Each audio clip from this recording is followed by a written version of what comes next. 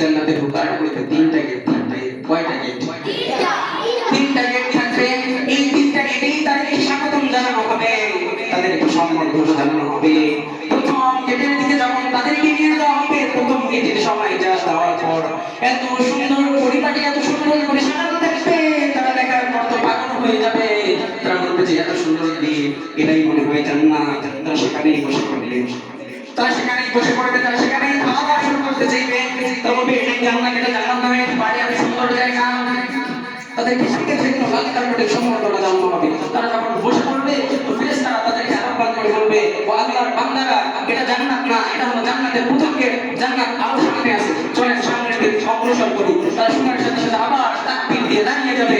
যাওয়ার পর তারা সামনে অগ্রসর করতেই থাকবে, করতেই থাকবে, করতেই থাকবে। করতে করতে আবার যখন দ্বিতীয় গেট চলে আসবে, এবার তারা নির্ধারণ করে নিবে যে এটা জান্নাত না হয়ে পারে না। আল্লাহ এত সুন্দর করে কেউ গেট বানায়, এত সুন্দর জায়গা, এত সুন্দর পরিপাটি, এত খানা দানা, এত সময়, এটা জান্নাত না হয়ে পারে না। চলে সুবহানাল্লাহ। তো তারা সেখানেই বসে পড়বে। আবার তাদেরকে বলবে দিল্লি কা লাড্ডু है, दिल्ली बहुत दूर है। दिल्ली লাড্ডু খেতে হলে দিল্লিতে এখন যেতে হবে, অনেক পিছনে আছে, শুধু দ্বিতীয় গেট। জান্নাত এখনো যাবে। এটা শোনার পর ওরা যা করবে আগে হয়ে যাবে। এবার তারা আবার সামনের দিকে অগ্রসর হতে থাকবে। তো এইভাবে যখন সামনের দিকে অগ্রসর হবে, দ্বিতীয় নাম্বার গেট আসবে। দ্বিতীয় নাম্বার গেট এত সুন্দর, কেন না জীবিতে এটা কি করতে পারবেন না, আপনি ভাবনা করলে পারবেন না। এই গেটটা এত সুন্দর হবে, এই গেট সৌন্দর্য দেখে, গেটের সৌন্দর্য দেখে তারা তো পাগলেই হয়ে যাবে। তার সঙ্গে সঙ্গে সেখানে বসে খাওয়া দাওয়া শুরু করে দেবে, শুরু করে সুবহানাল্লাহ। আবার ভেবে নেবে যে এটা জান্নাত, এটা জান্নাত না হয়ে পারে না, জান্নাত না হলে এত সুন্দর হয় কিভাবে।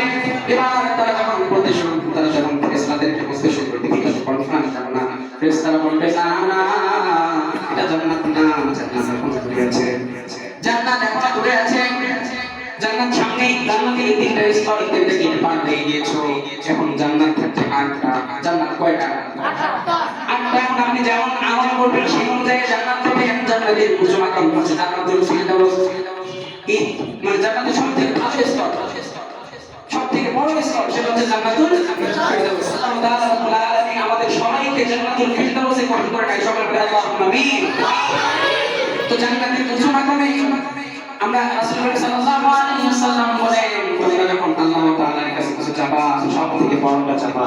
তোমরা যখন জান্নাত চাবা, সবথেকে বড় জান্নাতুল ফিরদাউস চাবা, তো সেদিন এমন একজন ব্যক্তি থাকবে, তাকে সব গেট থেকে জান্নাত থেকে ডাকবে যে আমার দিকে আসো, আমার গেট দিয়ে ঢুকো, আমার দরজা দিয়ে ঢুকো। রাসূল করিম সাল্লাল্লাহু আলাইহি ওয়াসাল্লাম তার সাহাবীদেরকে নিয়ে বয়ান করতেছেন আর বলতেছেন, তোমাদের মাঝে এমন একজন ব্যক্তি আছে, এমন একজন ব্যক্তি আছে যে সেদিন জান্নাতে যাওয়ার সঙ্গে সঙ্গে সব গেটেরা ডাক কেটে আমার ভিতর দিয়ে প্রবেশ করে, আমার ভিতর দিয়ে প্রবেশ করে। সবাই তো কৌতূহল হয়ে বলতেছে, ইয়া রাসূলুল্লাহ, ইয়া হাবিবাল্লাহ, কে সেই ব্যক্তি, কে সেই ব্যক্তি যাকে জান্নাতের 8টা দরজায় ডাকতে থাকবে? রাসূল করিম সাল্লাল্লাহু আলাইহি ওয়াসাল্লাম বললেন, ওই ব্যক্তি হলেন হযরত আবু বকর রাদিয়াল্লাহু তাআলা আনহু। রাসূল করিম সাল্লাল্লাহু আলাইহি ওয়াসাল্লাম আমাদেরকে নিরাশ করেন না। রাসূল করিম সাল্লাল্লাহু আলাইহি ওয়াসাল্লাম সেদিন একটা দোয়া সবাইকে শিখিয়ে দিলেন। আমরা তো নামাজের জন্য উযু করি, উযু করি কিনা?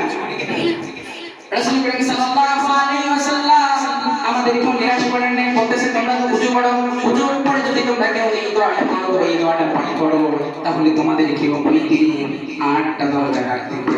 তোমাদেরকেও 8টা দরজা ডাক দিবে আর বলবে যে আমার গেট দিয়ে ঢোকো, আমার গেট দিয়ে ঢোকো। এই দোয়াটা কি মুখস্থ করা দরকার আছে কি না? তো তার আগে তো উযু করতে গেলে তার আগে তো মানে নামাজই হতে হবে। নামাজ না হলে উযুটা করবো কি জন্য? আর আমরা তো অধিকাংশই নামাজে নাই, কথা বলেন ঠিক কিনা? এজন্য আমাদের সর্বপ্রথম আমাদের নামাজ হতে হবে। তো উযু করার পর আমরা যখন উযু করব, উযু করার পর আমরা একটা ছোট্ট দোয়া করব, আশহাদু আল্লা ইলাহা ইল্লাল্লাহ ওয়া আশহাদু আন্না মুহাম্মাদান আবদুহু ওয়া রাসূলুহু। সবাই আমার সাথে বলবেন, আশহাদু আল্লা ইলাহা ইল্লাল্লাহ ওয়া আশহাদু আন্না মুহাম্মাদান আবদুহু ওয়া রাসূলুহু। আজকে থেকে প্রত্যেক ফজর পর পড়া যাবে তো ইনশাআল্লাহ। আমরাও তো চাই যে আমাকে 8টা দরজা ডাকো, তাই না?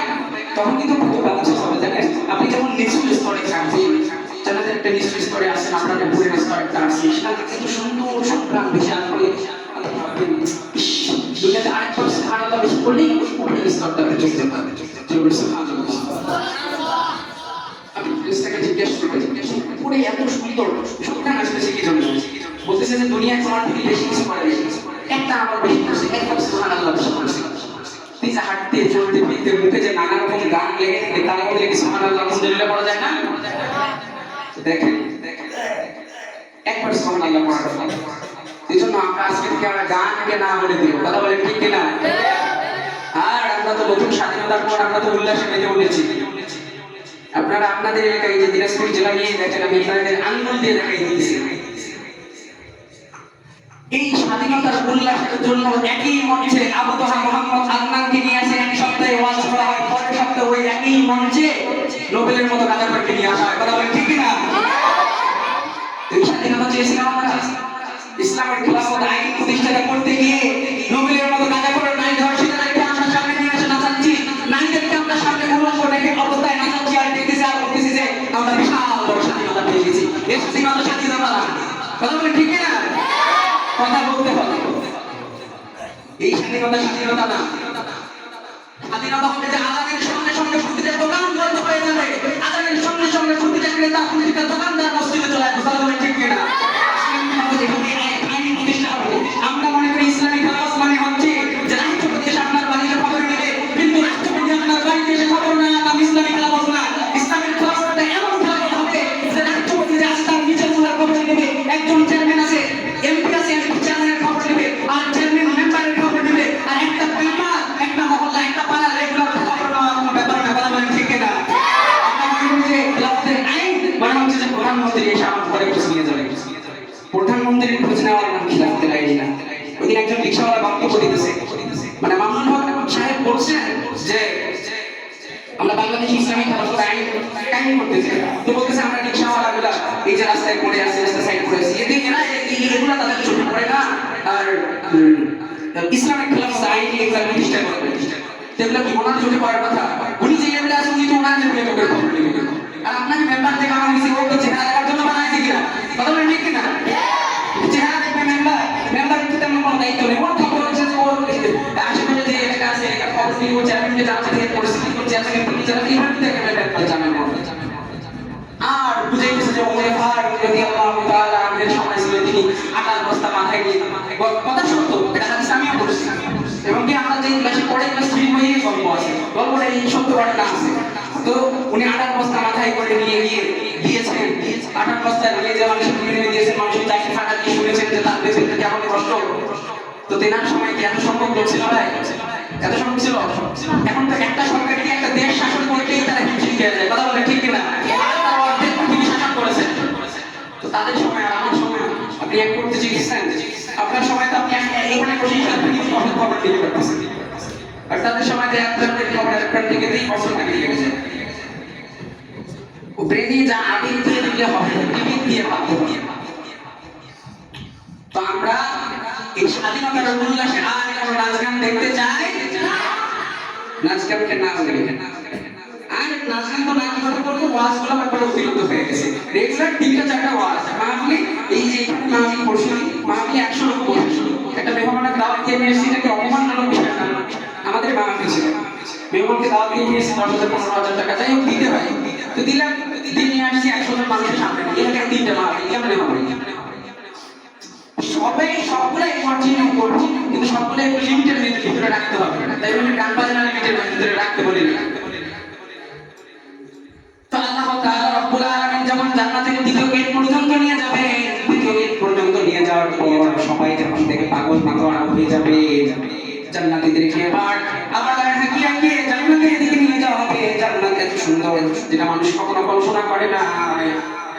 রাসূল সাল্লাল্লাহু আলাইহি ওয়াসাল্লাম বলেন, যত ডিজাইনার, যত আর্কিটেক্ট, যত মেধাবী যত ব্যক্তি আছে পৃথিবীর বুকে, সবাই যদি একখানে তাদের মেধা দিয়ে তাদের বুদ্ধি জ্ঞান সম্পন্ন দিয়ে একটা চেয়ার বানানোর চেষ্টা করে, একটা খাট বানানোর চেষ্টা করে, তাদের আজীবন ধরে তাদের মেধা তাদের শক্তি দিয়ে একটা সুন্দর চেয়ার বানানোর পর জান্নাতে একটা পুরা সমাধান হবে না। জান্নাত এতটা সুন্দর, আমি শুধু আপনাদেরকে বলতে পারবো, আমিও সেভাবে বোঝাতে পারবো না যতটা আল্লাহ তাআলা জান্নাত সুন্দর করেছেন। তো আল্লাহ তাআলা রব্বুল আলামিন এবার জান্নাতে যার জন্য যেটা সেটা করে দেওয়া থাকবে, সেখানে একটা আর রায়হান নামক জান্নাতের দরজা থাকবে। এই রায়হান নামক দরজা দিয়ে শুধু তারাই ঢুকতে পারবে যারা দুনিয়ার বুকে পাহাড় করে আল্লাহ তাআলার সন্তুষ্টির জন্য, আল্লাহ তাআলার রাজি খুশি করার জন্য, আল্লাহ তাআলাকে রাজি খুশি করার জন্য রোজা রেখেছিলেন। রমজান মাসের সব ফরজ রোজা আদায় করেছেন, রোজা আদায় করেছেন। যখন রোজা রাখার প্রয়োজন হয়েছিল রোজা রেখেছেন, তাদের জন্য এই জান্নাতের দরজা খুলে দেওয়া হবে। আর এই জান্নাতের দরজা দিয়ে যারা একবার ঢুকতে পারবে তাদের আর কোনো পিপাসা আসবে না। শুরু করেছে সুবহানাল্লাহ। আল্লাহ তাআলা রব্বুল আলামিন আমাদের কবুল করুন এই জান্নাত। আমরা সকলে বলি আল্লাহুম্মা আমিন।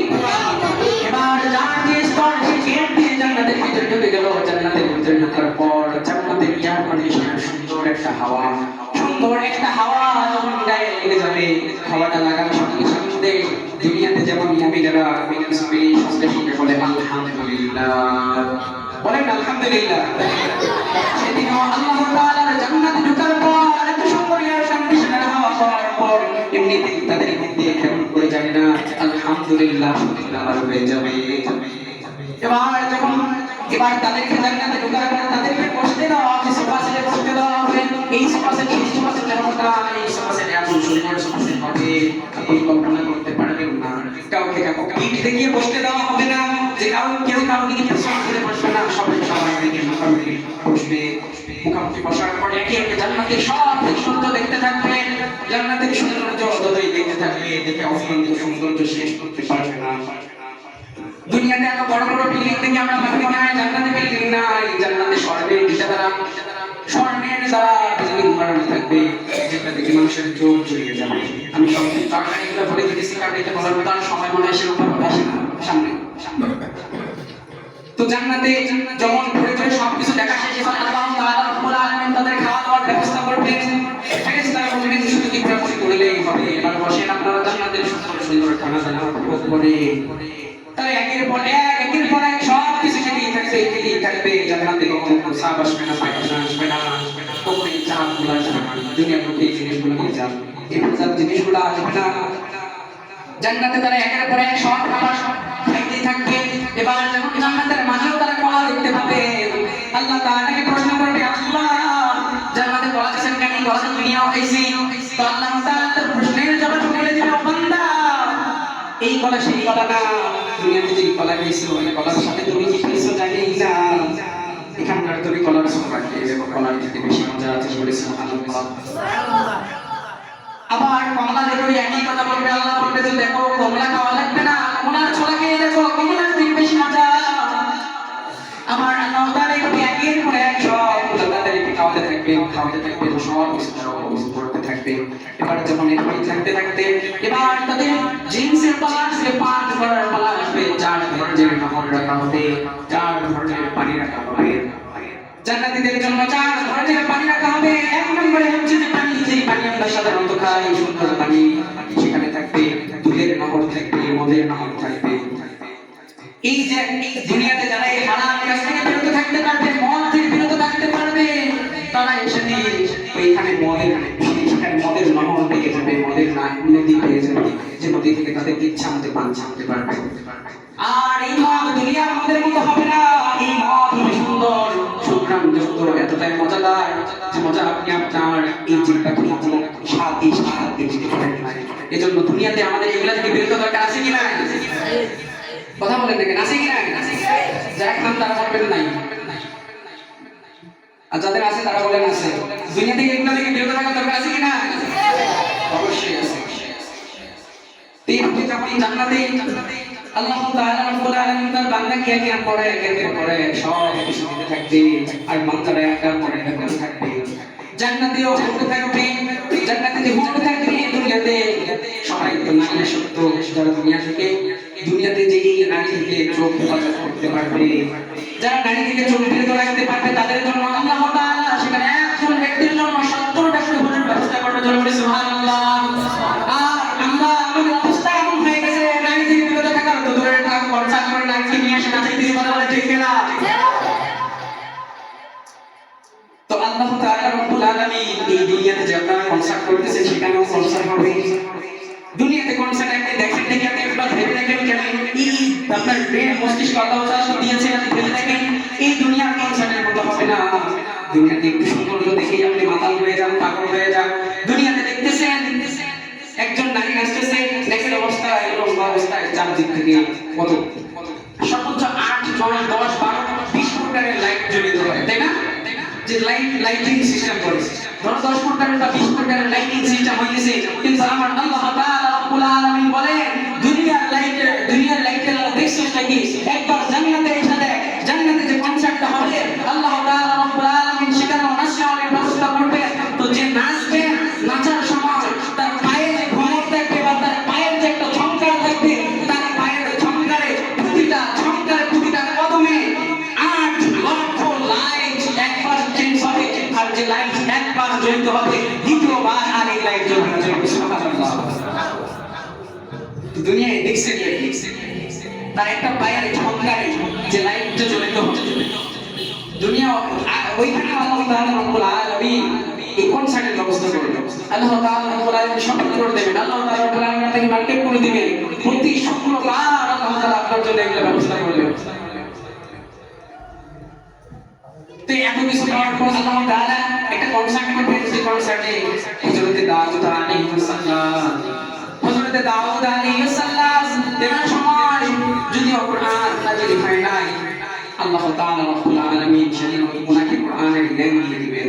সবাইকে দাউদ আলাইহিস সালাম তেনার মধুর কণ্ঠ দিয়ে আল্লাহ তাআলাকে ডাকতে শুরু করে দিবে। আল্লাহ তাআলা কোরআনের কারিম থেকে বলতে শুরু করে দিবে। এত সুন্দর করে তেলাওয়াত করবে, মানুষ পাগল হয়ে যাবে, মাতাল হয়ে যাবে। মানুষ বলতে থাকবে এত সুন্দর কণ্ঠ আগে কখনো শুনি নাই, আরেকটু শোনান, যতই শুনে ততই ভালো লাগে। এবার আল্লাহ তাআলা রব্বুল আলামিন বলবেন এর থেকেও কি তোমরা ভালো কিছু শুনতে চাও, এর থেকেও কি সুন্দর শুনতে চাও? এবার বান্দারা বলতে থাকবে আল্লাহ হ্যাঁ, এর থেকেও কি সুন্দর হয়, এর থেকেও কি সুন্দর হয়। এবার আল্লাহ তাআলা রব্বুল আলামিন বলবেন দাউদ আলাইহিস সালাম শুধু পাঠ করছেন যে নবীর উপরে কোরআন নাযিল করলাম, এই নবী যদি একবার পড়ে তোমরা এই পড়বে না। তো আল্লাহ তাআলা রব্বুল আলামিন এবার আমাদের নবী হযরত মুহাম্মদ সাল্লাল্লাহু আলাইহি ওয়াসাল্লাম কে আসিফ দিয়ে দিবেন। এই নবী আপনি পড়েন রাসূল করিম সাল্লাল্লাহু আলাইহি ওয়াসাল্লাম ইয়াসিন পড়ে দিবেন। ইয়াসিন আল কুরআনুল হাকীম ইন্নাকা লামিনাল মুরসালিন। রাসূল করিম সাল্লাল্লাহু আলাইহি ওয়াসাল্লাম এত সুন্দর কণ্ঠ দিয়ে পাঠ করতে শুরু করে দিবেন, লোকেরা পাগল হয়ে যাবে। তারা ভাববে এত সুন্দর কণ্ঠ কেমন করে সম্ভব হয়? এত সুন্দর কণ্ঠ তো দুনিয়াতে আর কখনো শুনি নাই, বা এর আগে কখনো শুনি নাই। তারা শুনতেই থাকবে, তারা খাওয়া দাওয়া বাদ দিয়ে বলবে আরেকটু চলবে। এবার আল্লাহ তাআলা বান্দাদেরকে সঙ্গে নিয়ে বলবেন যে এর থেকেও সুন্দর কি তোমাদের চাই, এর থেকেও সুন্দর কি তোমাদের চাই? বান্দারা বুঝতেই থাকছে যে আল্লাহ এর থেকেও কি সুন্দর হয়, এটা কি সম্ভব? তো এভাবে যখন বলতে থাকবেন আল্লাহ বলবে যে এর থেকেও সুন্দর হয়। এবার মহান আল্লাহ তাআলা রব্বুল আলামিন সূরা রহমান থেকে পাঠ করতে শুরু করে দিবে। আমার সেদিন তিনি বলবেন না যে আর রহমান, তিনি বলবেন যে আল্লাহ রহমান আল্লামাল কুরআন খালাকাল ইনসান। আল্লাহ তাআলা এমন সুন্দর কণ্ঠ দিয়ে পাঠ করতে শুরু করে দিবেন, বান্দাগুলো মাতালের মতো হয়ে যাবে, তাদের জ্ঞান আর শক্তি থাকবে না। তাদের একটা মোহর ভিতরে ঢুকে যাবে, তারা বলবে যে এত সুন্দর কণ্ঠ আগে কখনো শুনে নাই। এভাবে হাজার বছর কেটে যাবে, তারা জ্ঞানে আসবে না। এবার তাদের উপর ইলমান যারা আছে তাদেরকে ডাক দিয়ে বলবে, তারা তাদেরকে ডাক দিয়ে বলবে যে এগুলো সবই কি হবে, আমাদের হক আদায় করতে হয় না। তারপর যে আমাদের যে হক আছে, হক আদায় করতে হবে না। তখন তারা সব পেয়ে আসার পর আবার জান্নাতের এই ওই জীবনটা এমন জীবন চিরস্থায়ী, কখনো শেষ হবে না। আল্লাহ তাআলা রব্বুল আলামিন প্রতি শুক্রবার বান্দাদেরকে দাওয়াত খাওয়াবে। দাওয়াত শুধু খাওয়াবে না, আবার দুনিয়াতে যেমন উল্টা হয় দাওয়াত খেয়ে গিফট করতে হয়, কিন্তু আল্লাহ তাআলা দাওয়াত খাওয়াইয়ে আবার বান্দাদেরকে গিফট করবে। দুনিয়াতে শুধু শপিং মল নেই, জান্নাতেও শপিং মল আছে। জান্নাতে আল্লাহ তাআলা রব্বুল আলামিন শপিং মলের ব্যবস্থা করেছে। এই শপিং মল দুনিয়ার সাথে কখনোই ম্যাচিং হবে না। দুনিয়ার শপিং মলে যাবেন, আপনি কি চাই আপনার চেহারা পরিবর্তন করতে পারবেন? কথা বলেন, পারবেন? কিন্তু আল্লাহ তাআলা শপিং মল এমন হবে যে আপনি জান্নাতে ঢুকলেন, অনেক বই বা অনেক ফেস আপনার সামনে থাকবে, আপনার মনে হইতেছে যে এটা আমার পছন্দ। আপনি চাইলেই ওইটার ভিতরে আপনি মানে ওইটা নিতে পারবেন, এরকম হয়ে যেতে হবে, ওইটার ভিতরে ঢুকে যেতে পারবেন। আল্লাহ তাআলা জান্নাতটাকে এত সুন্দর করে সাজিয়েছেন। তো সেই জান্নাতে যেতে গেলে আমাদের দুনিয়াবি সকল খারাপ কাজ থেকে বিরত থাকতে হবে কিনা? এখন আপনাদেরকে মনে রাখতে হবে, শুধু নামাজ রোজা করার নামে ইসলাম না, ইসলামের জন্য জীবন দেওয়ার নামে ইসলাম। কথা বলেন ঠিক কিনা? শুধু ঘরে বসে খাবো দাবো আর মসজিদের কোনো জিকির করে যাবো, এই জিকিরের নামেও, এই জিকিরের নাম শুধু ইসলাম না, ইসলামের জন্য আপনি যুবক আপনার বুকের তাজা রক্ত বিলিয়ে দেওয়ার নামে ইসলাম। কথা বলেন ঠিক কিনা? আপনাকে বিলিয়ে দিতে হবে, আপনাকে ইসলামের পথে আসতে হবে। আর নাচ গান কনসার্ট মাতাল হয়ে রাস্তায় ঘুরে ঘুরলে চলবে না। কথা বলেন ঠিক কিনা? আপনাকে ফিরে আসতে হবে, আপনাকে এই হিন্দুদের বিরুদ্ধে, তাই বলে সবার কথা বলতেছি না, যারা আমাদের মুসলমান ভাইদের প্রতি অত্যাচার করতেছে তাদের বিরুদ্ধে তারা কথা বলেন ঠিক কিনা? আমাদের পূর্বপুরুষরা যেভাবে যুগে যুগে ইসলামের জন্য জীবন দিয়েছে, দরকার হলে আমরাও এখন থেকে আমরাও আমাদের বুকের তাজা রক্ত দিয়ে দিব, ইসলামের জন্য জীবন দিব, তখন আমাদের মুসলমান আর একজন ভাইয়ের গায়ে হাত দিতে দিব না। কথা বলেন ঠিক কিনা? এই জন্যই নামাজ রোজার নামে শুধু ইসলাম না, ইসলামের জন্য জিহাদ করার নামে ইসলাম। কথা বলেন ঠিক কিনা?